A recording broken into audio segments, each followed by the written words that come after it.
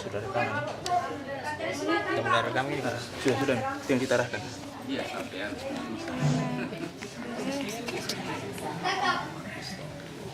Bismillahirrahmanirrahim. Assalamualaikum warahmatullahi wabarakatuh. Waalaikumsalam warahmatullahi wabarakatuh. Alhamdulillahi rabbil alamin.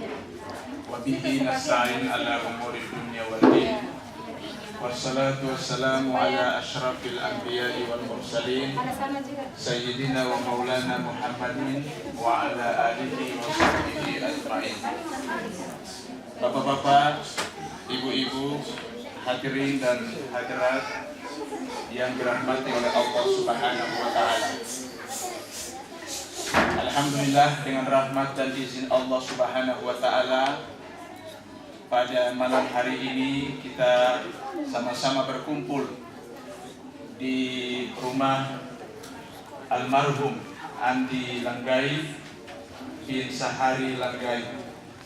Mudah-mudahan kehadiran kita di tempat ini senantiasa diberkahi oleh Allah Subhanahu wa taala, dan mudah-mudahan almarhum yang telah pergi meninggalkan kita senantiasa diberkahi oleh Allah Subhanahu wa taala di alam kubur. Amin. Ibu bapak, para jemaah yang dirahmati oleh Allah Subhanahu wa taala. Sebagai seorang muslim, ada satu hal yang selalu kita inginkan. Ada satu hal yang selalu kita inginkan dalam hidup dan kehidupan ini, yakni keselamatan di dunia maupun keselamatan di akhirat. Nah, karena itu salah satu doa yang senantiasa kita panjatkan kepada Allah Subhanahu wa taala adalah Rabbana atina apalagi Bu? Fid dunya hasanah wa fil akhirati hasanah wa qina adzabannar. Itulah yang disebut dengan doa satu jagat. Kita berdoa kepada Allah Subhanahu wa taala untuk keselamatan dunia dan akhirat. Nah, melalui acara buka puasa yang tadi sudah kita sama-sama dan kita sholat maghrib berjamaah ibu dan bapak sekalian, ada beberapa hal yang ingin saya sampaikan juga berkaitan dengan hari yang ke-40 dari almarhum ini. Yang pertama, ibu dan bapak sekalian, dalam rangka untuk menggapai keselamatan di dunia maupun di akhirat, maka pesan Al-Quran, pesan dari Rasulullah Sallallahu Alaihi Wasallam yang pertama adalah talil Quran. Apa Bu? Talil Quran. Apa maknanya itu Bu? Apa? Membaca Al-Quran. Nah, jadi talil Quran ini kunci yang pertama untuk kita meraih keselamatan. Nah, apalagi ibu dan bapak sekalian, sekarang ini kan bulan suci Ramadan. Salah satu amalan yang dianjurkan, yang sangat dianjurkan selama dalam bulan suci Ramadan ini adalah tadarus Al-Quran. Nah, karena itu dalam bulan suci Ramadan ini di mana-mana kita programkan untuk membaca Al-Quran.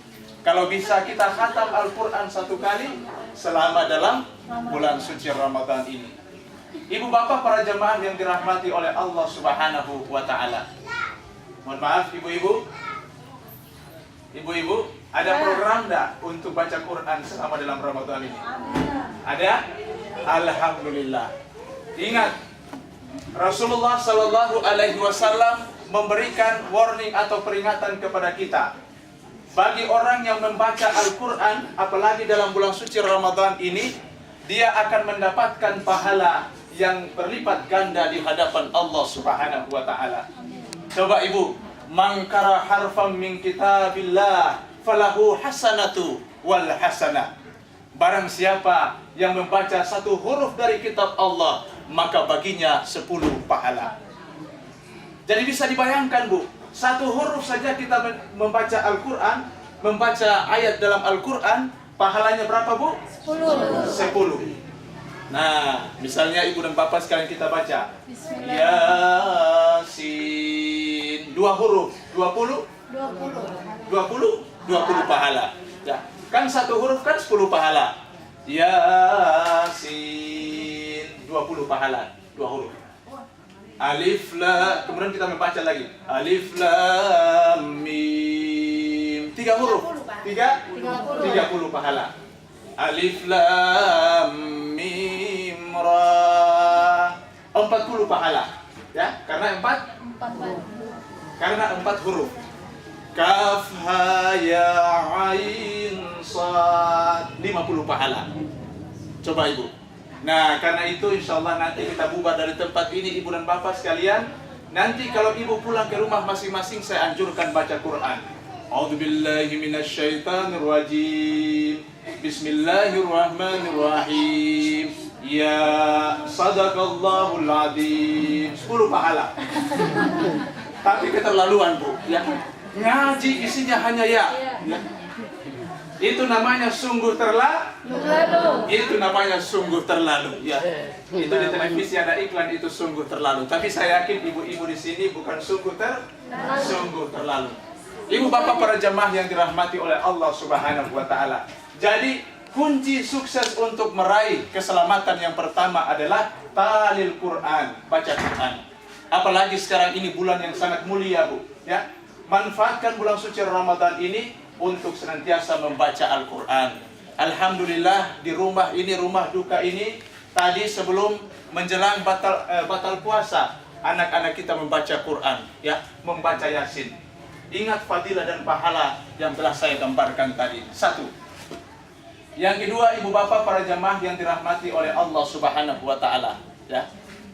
Saya tidak akan lama, Bu, saya tahu kita akan makan. Ibu bapak para jamaah yang dirahmati oleh Allah Subhanahu wa taala. Yang kedua, kunci sukses untuk meraih, ya, kunci sukses untuk meraih keselamatan itu digambarkan oleh Rasulullah sallallahu alaihi wasallam adalah saumu Ramadan, ya. Puasa pada bulan suci Ramadan. Nah, inilah momennya ibu dan bapak sekalian. Ibu dan bapak sekalian, kalau kita mau lihat hikmah atau fadilah daripada puasa itu luar biasa, terutama dalam bulan suci Ramadan.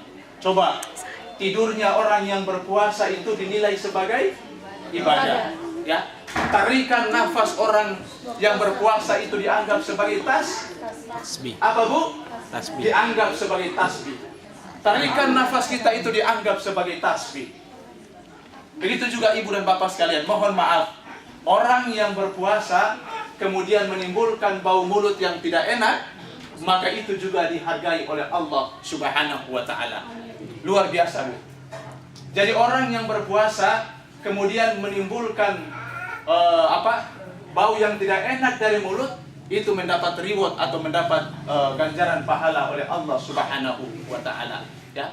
Di luar daripada bulan suci Ramadan, Bu, mohon maaf, mulut berbau itu tidak ada penghargaan dari Tuhan, ya. Malah mulut berbau di luar daripada bulan suci Ramadan itu akan mengganggu komunikasi timbal balik antara seorang manusia dengan manusia yang lain. Sehingga kita membutuhkan semacam permen apa itu, Bu? Ya, relaksa, ada dulu yang namanya pagoda pastiles untuk mengharumkan mulut kita. Kenapa? Mulut berbau di luar daripada bulan suci Ramadan itu tidak ada penghargaan dari Tuhan. Nah, dalam bulan suci Ramadan ini, orang yang melakukan ibadah puasa dan menimbulkan bau enak, bau tidak enak dalam mulut, maka insya Allah mendapat penghargaan dari Tuhan. Penghargaannya apa? Nanti akan diganti dengan bau harum kesturi surga. Ibu, mohon maaf, Bu. Ibu sudah pernah mencium bau harum kesturi, Bu? Belum. Sudah pernah? Belum? Sama, saya juga belum. Tapi hadisnya mengatakan dengan demikian, ya.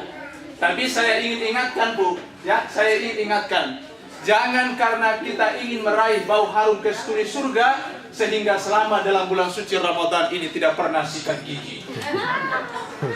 Saya tidak bisa bayangkan, Bu, kalau ada orang yang tidak pernah sikat gigi selama dalam bulan suci Ramadan ini, mungkin yang terjadi adalah pencemaran lingkungan.